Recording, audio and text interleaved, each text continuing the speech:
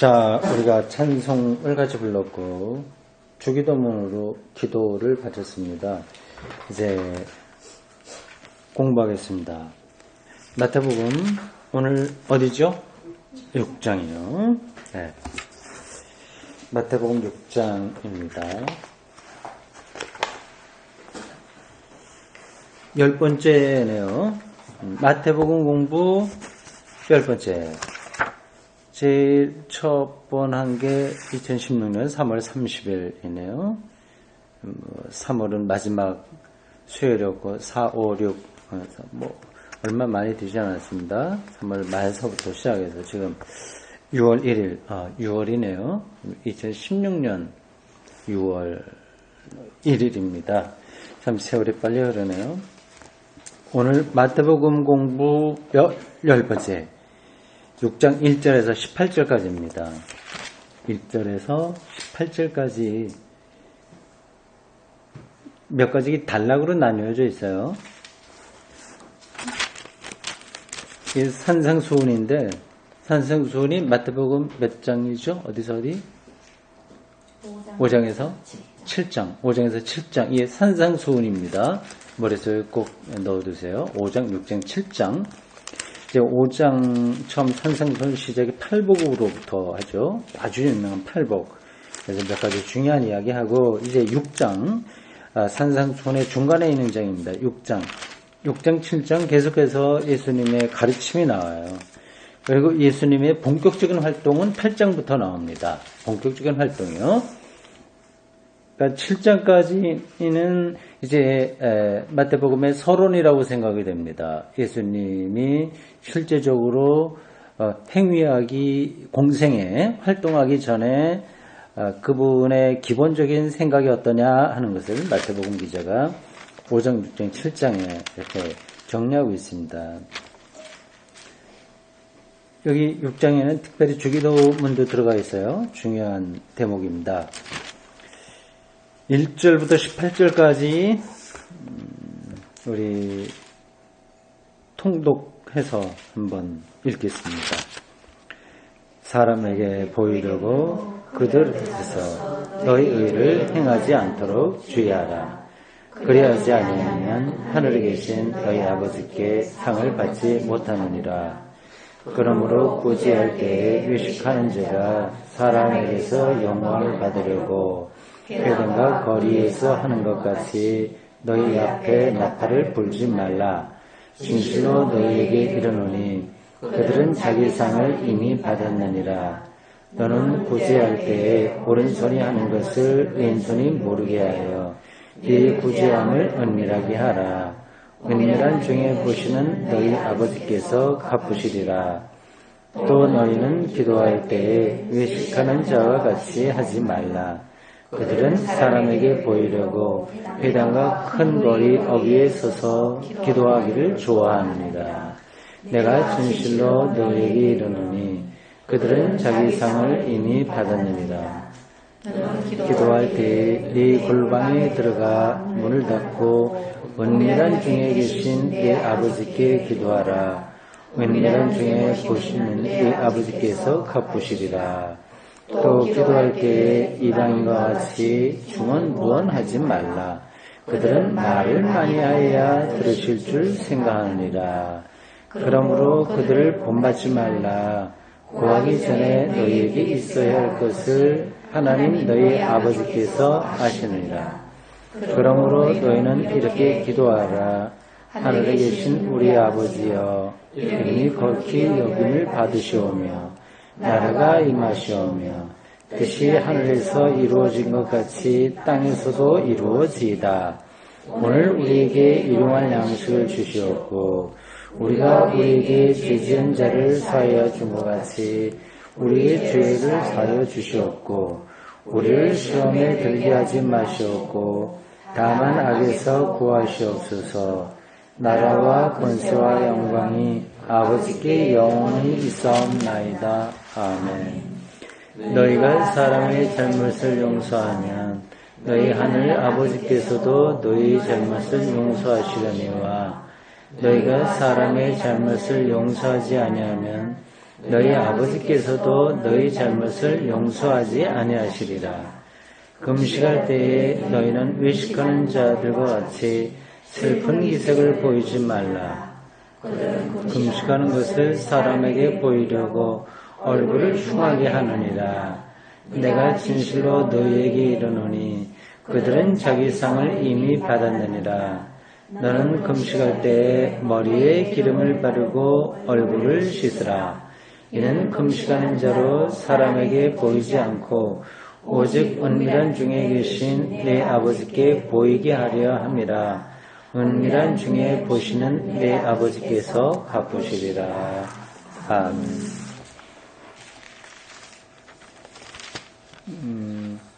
가장 두드러진 단어나 아니면 뜻이 뭘까요? 여기요. 좀 이렇게 통하는 게 있죠? 정말 흐름이 있는 것 같은데 어떻습니까? 탁 그래도 눈에 띄는 게 뭐죠? 여기서요? 은밀하게 하라. 네, 그렇죠. 은밀하게 하라. 근데 보이지 않게 하라고 하는 건데 사람 잠깐 보이려고 하는데 그렇게 하지 마라 그 얘기입니다. 굉장히 중요한 이야기가 나온 거예요. 신학 성경 전반에 깔려 있는 이야기, 기본 신앙이라고 할 수 있습니다. 여기 몇 가지 항목이 나와요. 종교적 행위, 뭐 종교라기보다도 경건한 행위에 대한 세 가지 항목이 나옵니다. 그 6장 1절에 보세요. 이렇게 돼 있어요. 사람에게 보이려고 그들 앞에서 너희 의를 행하지 않도록 주의하라. 이렇게 시작합니다. 너희 의. 요게 이제 밑으로 세 가지 항목으로 나옵니다. 이 의는 뭐 경건이라고 번역을 해도 되는 거예요. 자기 옳음, 하나님 앞에서 자기를 옳음을 나타내는 그런 태도를 가리킵니다. 그게 여기 보면 세 가지 나와요. 그러니까 유대인들이 기본적으로 하나님 앞에서 독실한 신앙의 태도를 취할 때 세 가지를 해야 된다고 그랬습니다. 근데 예수님의 그 말씀이 아주 완전히 새로운 건 아니에요. 다 유대교에 뿌리를 두고 있습니다. 많은 경우가 그랬어요. 우리 지난주에 공부했던 것이 반명제라고 하는 제목으로 한 게 있어요. 기억나시죠? 지난 수요일에 반명제. 너희들은 이렇게 하라고 하는 말을 들었다. 그러나 나는 너에게 이렇게 이야기한다. 그게 5장 지난번에 본 겁니다. 13절부터 48까지 나와요. 48절까지. 그걸 이제 반명제, 안티테제 이렇게 신학자들이 분류하고 있습니다. 그러니까 예수님께서 일단 모세의 가르침을 근거로 해서 말씀하신 거예요. 아무것도 뭐 이것도 저것도 없이 그냥 모든 걸 새롭게 하신 게 아니라 유대교라고 하는 바탕에서 나온 말씀이에요. 6가지 이야기했어요. 지난번에 6가지. 뭐 살인, 간음, 이혼, 맹세, 무저항, 보복이죠. 원수사랑, 이 6항목이었습니다. 그게 5장 13절에서 48절까지예요. 집에 가서 다시 한번 여러분들 보시기 바랍니다. 6장에서도 뭐 똑같은 이야기는 아닙니다만은 예수님이 하신 이 세 가지 말씀하신 세 가지 항목이 유대인들이 하던 거였어요. 그 세 가지가 뭐냐면 뭐 소제목으로 다 나오고 있습니다. 6장 1절에 그 소제목 달리는 게 뭐죠? 예. 그러니까 구제예요. 구제. 유대인들은 구제를 중요하게 생각했고요. 5절에서부터 나온 건 뭐죠? 기도예요. 세 번째 뭘까요? 금식입니다. 예, 16절부터 나온 거. 세 가지예요. 구제, 기도, 금식. 그러니까 유대인들이 하나님 앞에서 바른 태도로 살아갈 때 해야 될 경건 행위였습니다. 세 가지예요. 이게 이제 우리들에게도 사실은 똑같이 필요한 거죠. 구제와 기도와 금식입니다. 이 세 가지를 잘 보십시오. 이 세 가지는 인간 본능을 제한하는 삶의 태도입니다. 제한하는 거예요. 구제라고 하는 것은 뭐에 대한 제한이겠어요? 그렇죠. 소유하려고 하는. 이게 본능적인 거잖아요. 소유. 근데 소유한다고 하는 거는 뭐 꼭 욕심이 많아서 그건 아니고요. 일단 그 소유를 해야 자기의 생존이 유지된다고 하는 것을 이제 들어서 알기도 하고 실제로 그렇게 경험하는 거죠. 그래서 소유가 없으면 이제 불안해지는 거예요. 아마 다음 주 수요일에 재물과 하나님을 겸하여 섬길 수 없다고 이야기도 나올 텐데 연관된 얘기입니다. 그리고 바알 숭배 이런 것들이 만모니즘이라고 해서 이 재물에 이제 자기의 생존의 근거를 놓는 거기에 전적으로 의존하는 삶의 태도를 가리키거든요. 이거하고 이제 하나님에게 전적으로 의존하는 거는 이게 같이 상충되는 거예요. 같이 갈 수가 없습니다. 참 그러니까 이 자본주의 사회에서는 우리가 하나님 뜻대로 산다고 하는 게 옛날보다는 훨씬 더 어려운 것 같습니다. 이 구제라고 하는 것은 소유욕에 대한 제한이라고 하는 점에서 하나님을 따르는 사람이 이제 마땅히 취해야 될 삶의 태도라고 할 수 있습니다. 기도는 뭐에 대한 제한이라고 할 수 있을까요? 제가 이건 뭐 꼭 정답이 있는 건 아닙니다. 제가 생각을 해봤어요. 이 세 가지 항목이 유대인들이 꼭 이렇게 잘 하고 있는 건데 예수님도 이 세 가지를 들어서 말씀하셨다고 한다면 중요하게 생각하셨을 거란 말입니다. 근데 그게 이 경건 생활인데 이게 뭐에 대한 제한이다. 우리의 본능이라든지 이런저런 것에 대한 제한이다. 그래 생각하다가 그럼 구체적으로 뭔가 이거를 제가 조금 정리를 해본 거예요. 그래서 구제라고 하는 것은 분명히 소유욕에 대한 제한은 맞는 것 같죠? 확실하게. 그게 이제 서로 대립되고 있습니다. 기도, 이거는 뭐에 대한 제한일까요? 우리 지금 수요일은 성경 공부 시간이니까 좀 생각해 보시라는 겁니다. 꼭 정답이 있는 건 아니고 이렇게 저렇게 뭘 찾아볼 수 있어요. 그러니까 이러한 단어와 가르침의 어떤 깊이로 한 발 한 발 들어가고 그런 걸 더 확장해서 생각할 수 있으면 여러분들이 또 다른 사람을 가르칠 수도 있고 그런 단계로 올라가게 됩니다. 기도는 뭘까요? 뭐에 대한 제한일까요? 자기 사랑. 자기 자랑. 자기 집중이다. 네, 네, 그렇죠. 그것도 좋은 발상이네요. 제가 생각한 건 약간 다른 건데 그래도 연결되는 그 대목이 있어요. 미안한 말입니다만 여성분들에게 좀 많은 그런 특성인데. 말을 많이 하는. 어떻게 알았어요? 네, 오늘 욕먹을 각오하고 그냥 얘기하는데 떠벌리는 거. 사람들 앞에 수다 떠는 거 있잖아요. 막 그렇게 하고 싶을 때 있죠. 그런 것 같아요. 사람에게 본능적입니다. 별로 생산적이지 않은 건데 모여서 막 동창 만난다 뭐 한다 했을 때 그냥 대화가 어디로 가는지 모르죠. 산으로 배가 산으로 올라가는 것처럼 대화가 자꾸만 격까지 해갖고 그러한 쓸데없는 말의 홍수에 빠지는 거. 이게 이제 인간의 하나의 본능적인 요소인데 기도라고 하는 것은 그걸 제한하는 거잖아요. 절대 그거는 로부터 벗어나서 하나님과의 관계 속으로 들어가는 거죠. 그러니까 떠벌린다고 수다 떤다고 하는 걸 자기를 막 드러내. 아까 자랑이라고 말씀하셨는데 그거예요. 사실은 그렇게 되는데 기도라고 하는 것은 오히려 자기를 축소하고 자기를 성찰하고 하나님의 시각으로 나를 보는 자세니까 좀 반대되는 거죠. 이 제한적인 거 그래서 사람을 힘들게 하려고 하는 것이 아니라 이래야 인간의 인간다움, 피조물로서의 인간, 하나님의 은총을 향해 열릴 수 있는 인간이 된다고 하는 점에서 유대인들의 전통 가운데 이런 것들이 있습니다. 세 번째 금식은 무엇에 대한 제한일까요? 답은 다 나오네요. 금식은? 배부른 겁니다. 네, 그렇죠. 식탐, 식욕, 이런 것에 대한.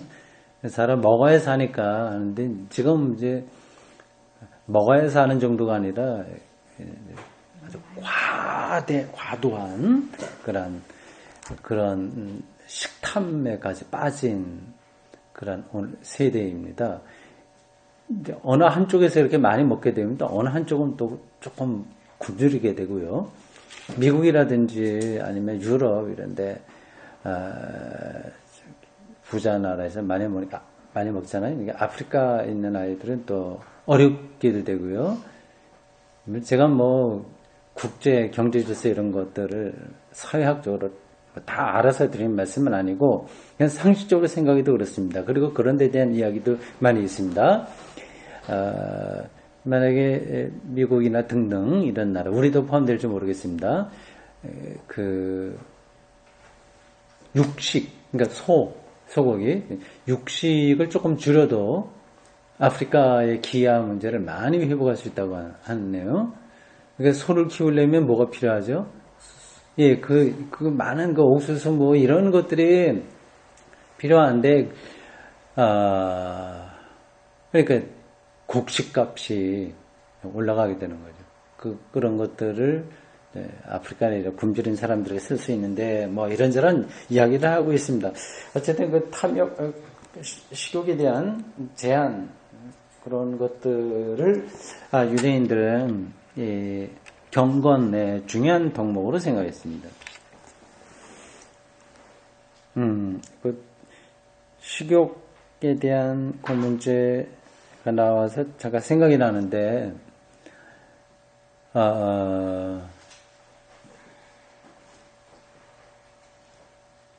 한강이라고 하는 여자 소설가가 있어요. 40대 후반쯤 됐습니다. 근데 그분이 얼마 전에 세계 3대 소설 문학상 중에 하나를 탔어요. 맨 부커상이라고. 노벨 문학상 못지않을 정도로 권위가 있다고 합니다. 그 여자분이 한승원 선생님의 딸이에요. 한승원도 유명한 소설가, 원로급의 그분이십니다. 근데 그 제목이 이제 채식주의자예요. 하여튼 그 재미있습니다. 그러니까 21세기의 이 탐욕적인 그런 것에 대한 고발, 뭐 그런 비슷한 이야기를 보여요. 제가 다 읽긴 읽었습니다. 이 세 가지를 오늘 우리가 봅니다. 세 가지. 구제, 기도, 금식입니다. 이게 기본적으로 인간의 본능, 그런 것에 대한 제한으로서 이게 사람을 괴롭히려고 하는 것이 아니라 무절제하게 그 방향으로 나아가게 되면 결국 인간의 인간다움을 놓치게 되므로 하나님 앞에서 바르게 살려고 하는 사람들은 이 세 가지 경건 생활이 필요하다는 그 관점에서 유대인들에게 오랜 역사를 통해서 내려왔던 이런 그 경건인데 이것에 대해서 예수님께서 방향을 정확하게 제시해주고 있습니다. 자, 1절에서 4절이 구제에 대해서입니다. 1절에서 4절 구제.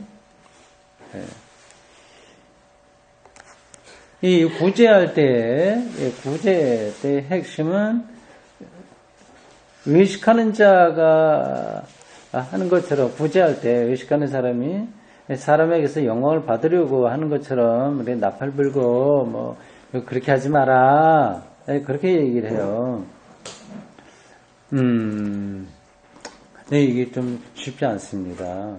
사람들은 이제 인정받으려고 하는 게, 사람에게서 인정받으려고 하는 그 생각이 굉장히 강합니다.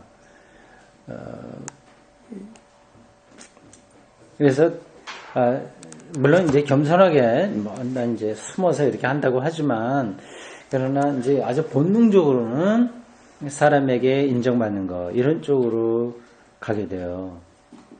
여기 3절에 보면 이렇게까지 이야기하네요. 너는 구제할 때 오른손이 하는 것을 왼손이 모르게 해라. 그래서 네 구제함을 은밀하게 하라. 은밀한 종이 보시는데 아버지께서 갚으시리라. 이게 이제 오늘 우리 공부 전체의 키워드가 은밀하게 하라고 하는 거예요. 사람들에게 보이려고 하지 말고 은밀하게 보시는 그 하나님 앞에 은밀하게 하고 하나님이 은밀하게 갚으신다. 그 이야기입니다.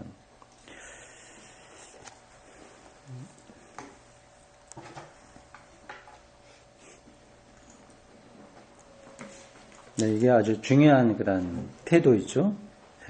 구제 때 오른손이 하는 것을 왼손이 모르게 하라 얘기했습니다.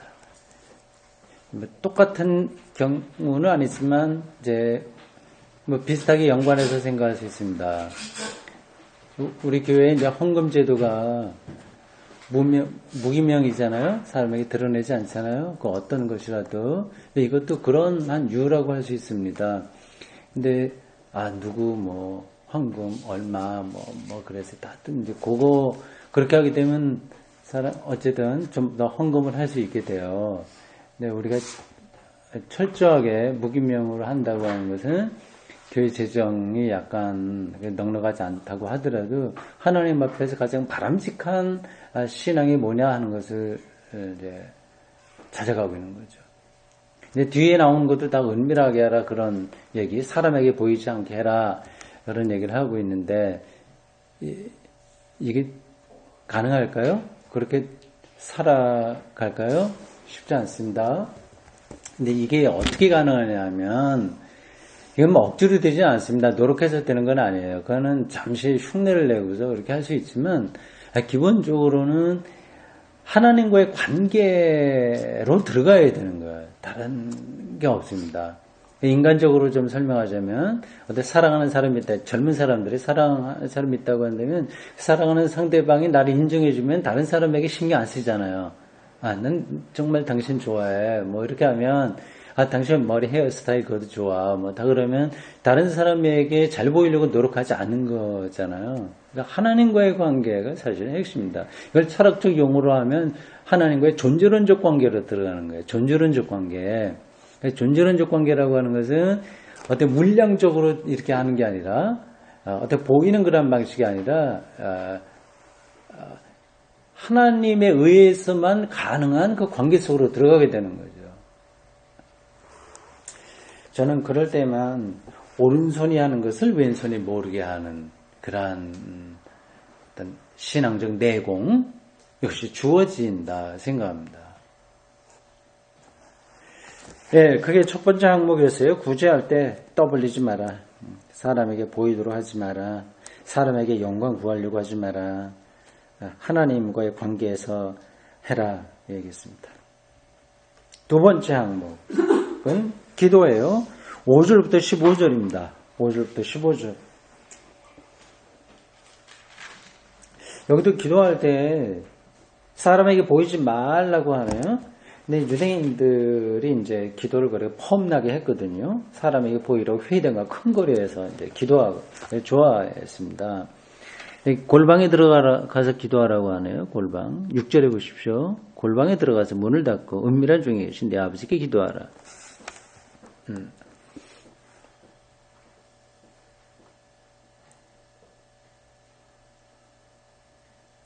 그러니까 하나님과의 관계에 집중하는 거죠. 근데 기도마저도 이제 남에게 보이려고 하는 그런 경우들이 적지 않아 있습니다. 일종의 기도를 하나의 이벤트처럼 생각을 하고, 하여튼 그런 게 있어요. 그래서 멋지게 보이려고 노력을 하고, 대표기도 이럴 때도 마찬가지예요. 그래서 아주 사람들에게 감동을 주려고 노력을 하고, 내가 이만큼 기도를 많이 했다고 하는 것이 은연중에 나타나는 것을 기대하는 그런 기도 행위가 한국 기독교인들에게 적지 않아 있습니다. 여기서 그 모든 것의 문제, 남에게 보이기 위한 걸 넘어서는 그런 기도의 태도를 요약해서 할 수 있는 말은 골방인 거예요. 골방. 골방은 유대인의 집에서 안에서 문을 잠글 수 있는 유일한 방이라고 그러네요. 골방. 안에서 문 딱 잠그고 표시도 나지 않게 하나님과의 관계로 들어가는 거죠. 그 기도에 대해서 앞부분 여기에서는 유대인들의 기도 행태를 조금 충고하신 거예요. 멋진 옷을 입고 뭐 기도 폼나게 하는 거 그거 하지 마라 이렇게 얘기하셨습니다. 또 하나 충고는 7절부터 나온 거예요. 이방인과 같이 마라. 이방인처럼 하지 마. 이방인 기도의 특징은 뭐라고 되어 있어요? 중언부. 예, 한 말 또 하고 한 말 또 하고. 사실 한 말 또 하고 또 하고 하는 거는 이게 헬라어 어떤 걸 번역하는지 제가 확인 못했습니다만 중언부는 우리가 일반적으로 알듯이 한 말 또 하고 자꾸만 그런 거 아니겠습니까? 한 말을 또 하고 하더라도 지루하지 않은 게 뭐예요? 그건 이제 자기에게 좋은 거 얘기하는, 뭐 주십시오. 이거는 아무래도 지루하지 않습니다, 사람들에게. 뭐 사회 정의, 어려운 사람들에 대한 뭐 은혜를 베풀라, 뭐 이런 것들은 조금 하면 이제 끝나게 되는 거예요. 자기 이익에 관계된 모든 것들을 반복해서 하는 그런 거죠.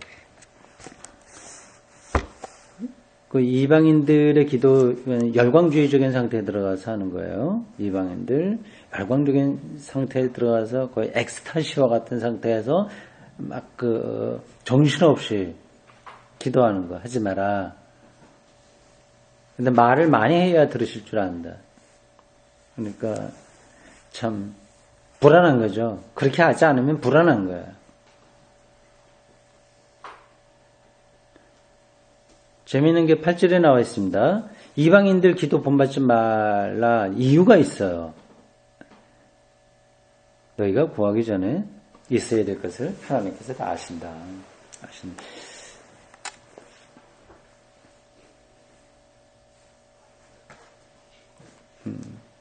이건 분명히 예수님께서 하신 말씀이에요.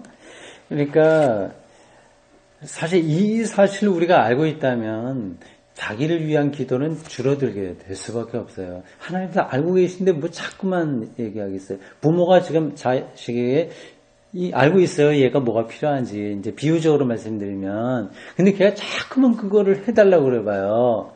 조금 우습잖아요, 그게. 어린아이들이라고 하면 뭐 그러려니 하지만 어른이 된 상태에서도 그러면 비정상적인 거예요.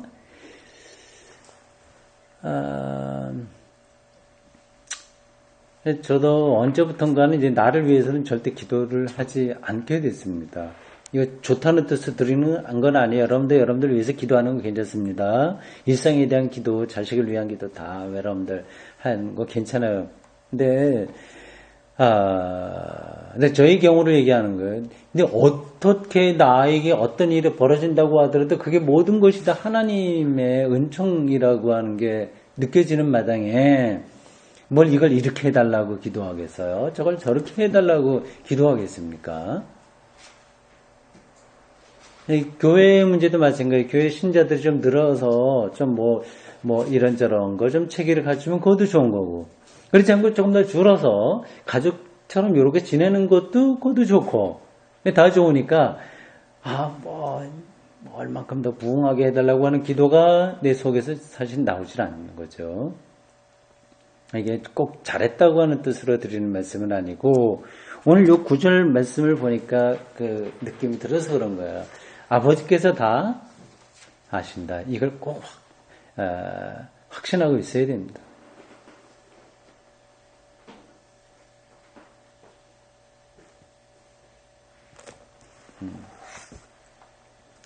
그 다음 9절부터 13절까지 주기도문이 나옵니다. 9절부터 13절까지 주기도. 여기에 6가지의 다 핵심 단어가 나와요. 6가지. 한번 성경에서 확인해 보실까요? 6가지 키워드. 9절에서 뭘 말할 수 있을까요?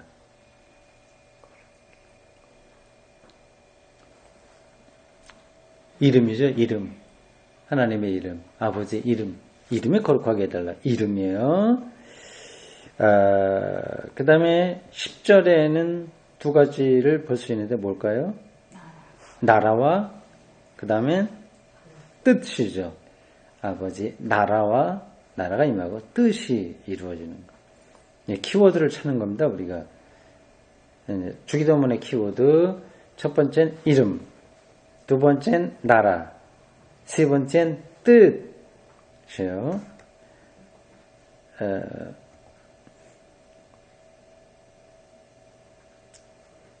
네 번째는 양식. 예, 일상의 양식, 영월 양식, 양식 11절에 나오죠. 다음에 12절에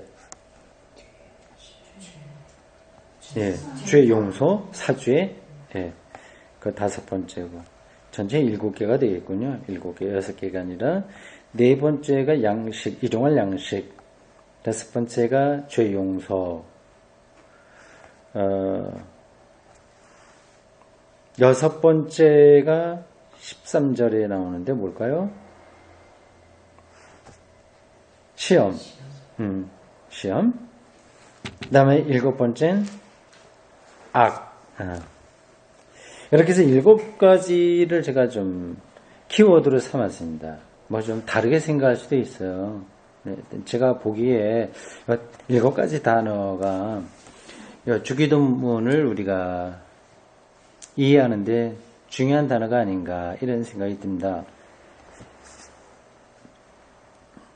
이름, 아버지의 이름, 하나님의 이름이에요. 십계명의 세 번째에 보면 하나님의 이름을 망령되이 읽지 말라고 했거든요. 이름이라고 하는 것은 그것을 규정하는 거예요.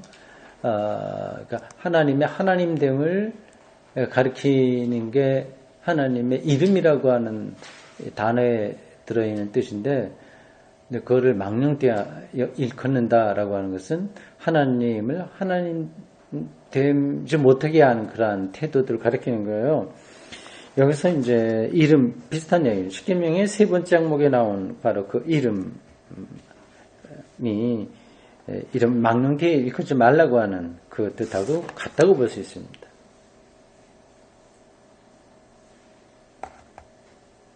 다른 건 뭐 특별히 제가 여기 설명하지 않겠습니다. 나라, 하나님 나라. 이 나라 하면은 여기 이제 헬라어 바실레이아라고 하는 건데 나라요. 하나님 나라죠. 요거 나라 할 때는 여러분들 꼭 다른 뜻으로 생각하시기 바랍니다. 통치로 이해하시면 제일 좋아요. 통치. 나라 하면 어떤 공간이 자꾸만 그런 걸 생각하잖아요. 우주 어느 공간 이런 걸 생각하는데 그게 아니라 하나님의 다스림인 거예요. 통치. 예, 이렇게 생각하셔야 정확합니다. 하나님의 뜻이 하늘에서 이루어진 것처럼 땅에서 이루어지길 바란다. 뜻이라고 했어요. 뜻. 하나님의 뜻이죠. 이 뜻을 우리가 다 알 수 있을까요? 모를까요? 모르죠. 예. 근데 가끔 이런 얘기들이 있어요. 기독교를 좀 비판하거나 아니면 이해를 충분하게 못하는 사람들이 뭐 다른 건 동의하겠는데 하나님이 인격적인 분이다라고 하는 것은 좀 이해가 안 된다 그렇게 말을 해요. 인격적인 하나님이라고 하는 것에 대해서 이해하지 못한다고 하는 거죠. 근데 그분들이 생각하는 인격적이라고 하는 것은 잠깐만 사람을 생각하는 거예요. 사람처럼 좋은 사람, 나쁜 사람 가르고 뭐 이렇게 그런 인격이라고 하는 걸 그런 수준, 우리 편, 네 편 이런 거라든지 그런 걸 생각하지 않습니까? 그게 아니라 그 하나님이 인격적이라고 하는 기독교에서 말하는 그 하나님 이해는 사람의 인격을 얘기하는 것이 아니라 하나님의 뜻을 가리키는 거예요. 그 뜻을 갖고 세계를 통치하신다라고 하는 겁니다. 근데 그거는 인간처럼 하는 게 아니라 우리가 모르는 하나님의 비밀한 고유한 통치 방식을 가리키는 거죠.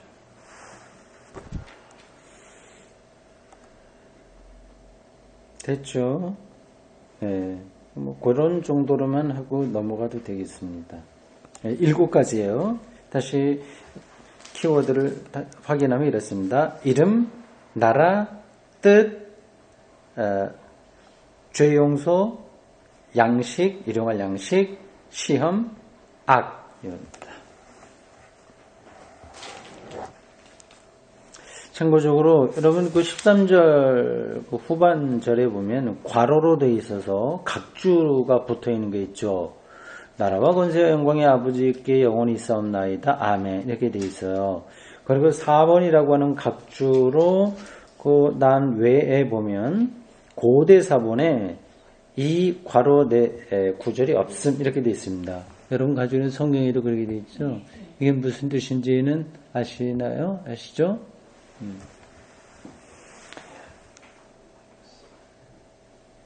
이 성경은 다 사본이에요. 그러니까 오리지널이 없다는 뜻입니다. 처음 마태복음을 기록한 그건 없어요. 마태복음만이 아니라 바울이 쓴 편지들도 다 썼을 거 아니에요. 편지 내가 뭐 고린도 교회 보낸다 편지 이렇게 써서 인편으로 보냈을 겁니다. 대다수가. 근데 그 보낸 거 그게 없어요.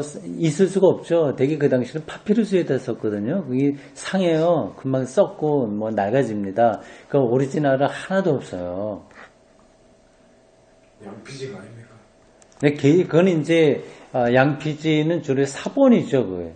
나중에 이제 오래 보관하기 위해서 사본할 때는 이제 양피지 오래 보관되는데 거기다 썼는데 처음에는 다 신약 성경을 두고 제가 말씀드리는 거예요. 이거는 다 파피루스에 썼습니다. 그래서 없어졌어요. 그걸 이제 없어지기 전에 이제 이건 소중하니까 보관해야 된다. 그래서 사본, 이제 대피라는 거예요. 사본. 그래서 그런 것들이 남아 있는데 사본이 한두 개가 아니라 무지하게 많습니다. 그 수도원마다 그런 거 다 작업을 했을 거 아니에요. 연구소라든지 이런 데에서 쭉 했을 거 아니에요. 그러니까 마태복음만 하더라도 여기저기서 많이 했고, 그리고 복음서만 따로 된 것도 있고, 그 사본 뭉치도 서로 달라요. 사본 중에서 한 신약 성경이 전체가 27권인데, 한 10권만 있는 사본도 있고, 막 따로 한 두세 권만 있는 것도 있고, 한 20권 정도가 있는 것도 있고, 각각 그런 것들이 다 다릅니다. 근데 그 중에, 사본 중에 아주 중요한 게 있고, 약간 덜한 게 있습니다.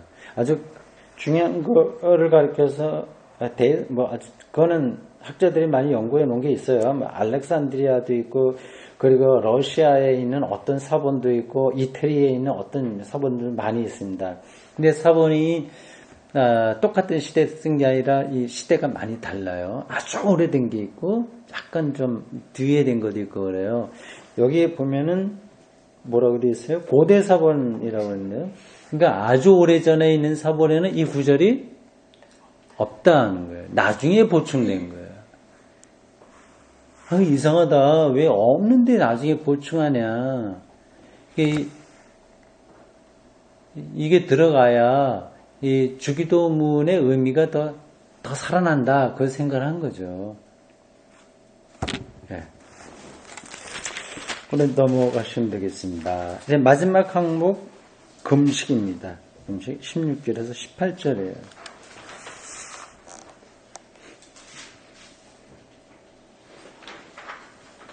여기 금식 해보신 분 계세요? 그래도 교회 좀 다녔으면 교회 좀 다녔으면 누구나 한두 번 했겠죠. 우리 젊었을 때는 많이 좀 했는데, 여러 날 한 건 아니지만, 그래, 잠깐이라도, 신학대학에서도 하고, 그때는, 기도원 같은 데 많이 다녔어요. 주일학교 교사들 데리고 기도원 가고, 그럴 때. 그리고 어떤 부활절이라든지 이럴 때 한다거나, 그랬습니다. 근데 젊었을 때만 그렇고, 그 다음에는 저는 별로 그런 쪽으로는 좀 가지 않았어요. 근데 아직까지도 기도원에서 금식 기도원 이런 데 있죠? 많이 해요, 아직까지요? 그래요. 이 금식이라고 하는 것도 경건 생활에서 중요한 겁니다. 이건 식탐, 식욕에 대한 제한으로서 이 방식으로 하나님 앞에서 경건하게 살려고 하는 삶의 태도라고 하는 점에서 그렇습니다. 근데 이 금식할 때도 그렇게 하지 마라. 표시 좀 내지 마라. 내가 얘기하는 거예요. 표시 좀 내지 마라. 외식하는 자처럼 하지 말라 그렇게 반복되고 있네요. 외식. 이제 겉으로 보이게 하는 거죠. 16절 보세요. 외식하는 자가 슬픈 기색 보이지 말라. 금식하는 것을 사람에게 보이려고 얼굴을 흉하게 하고 치근하게 하고 뭐 그런 거 하지 마라. 그래서 사람들이 저 사람 뭐 됐다네 이렇게 생각할 거 아니에요? 뭐 지나가는 얘기 좀 우습습니다만은 제가 전도사 때 그 교회 어떤 목사님은 교회 어려운 일, 뭐 본인이 잘못하거나 누가 잘못하다 하면 이제 금식기도 한 20일, 30일 뭐 이렇게 갔다 와요. 그러면 얼굴이 완전히 이상하게 보이죠. 그럼 이제 신자들이 측은하게 생각해서 뭐 기도 많이 하셨다. 그래서 우리가 문제 삼지 말고 넘어가야지. 그런 분위기가 많이 있었습니다. 그러니까 이 금식마저도 하나의 목회의 수단으로 이렇게 사용하는 경우도 있고요. 일반 신자들도 좀 똑같은 건 아니라도 비슷한 경우가 있습니다. 근데 금식 자체가 잘못이라고 하는 게 아니라 보이려고 하는 거, 사람에게 인정받으려고 하는 거, 이거 하지 마라 얘기하네요. 그 16절 끝부분에 보십시오. 이렇게 돼 있어요. 그들은 자기 상을 이미 받았다. 이미 받았다. 굉장히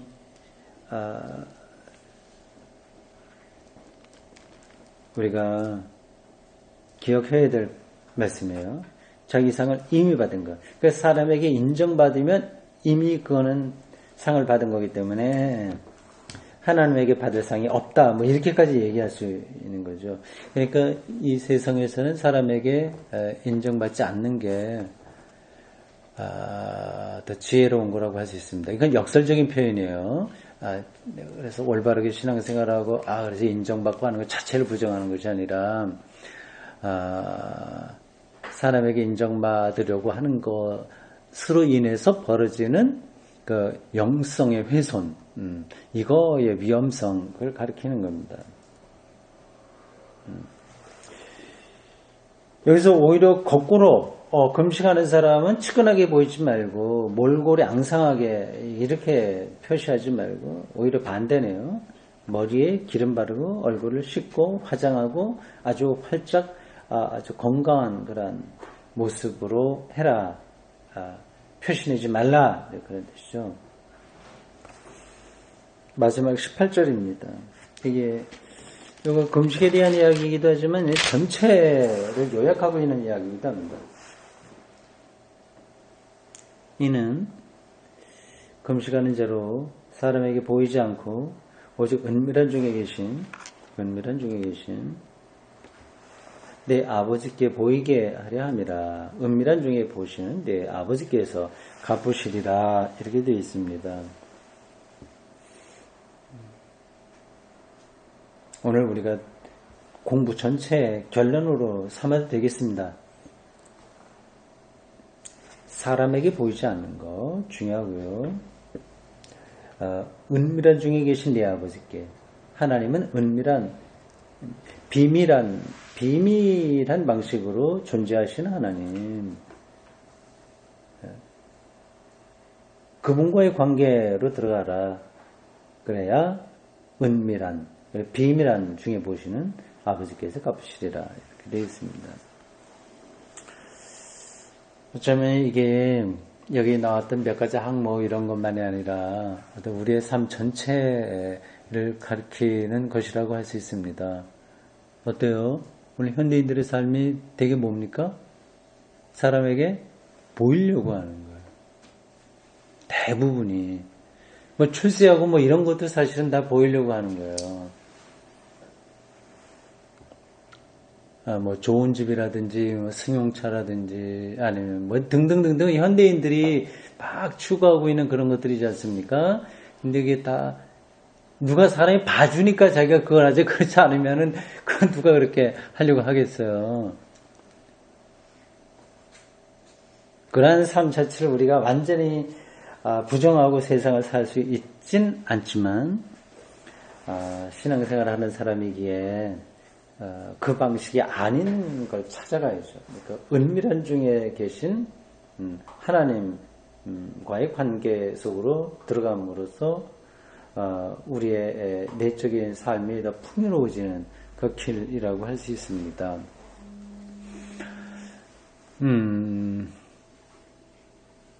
여러분들도 늘 생각을 많이 다시 하시겠지만 요즘 다시 한 번 더 그런 생각을 했어요. 얼핏 지나가는데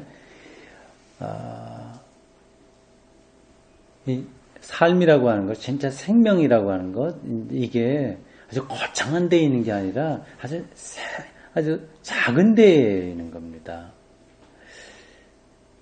근데 사람들이 이제 그걸 놓치죠. 그래서 이제 그럴듯한 거로만 자꾸만 우리가 가게 현대가 우리를 자극하고 있어요. 근데 빨리 거기서 벗어나야 되는데, 아니 조금 더 실감하시라고 이제 교회 목사의 예를 들면 이런 겁니다. 한 1000명 정도 모이는 교회 목사와 지금 우리 뭐 한 70명쯤 모이는 우리 교회 이런 목사가 어느 쪽에 더 행복하겠습니까?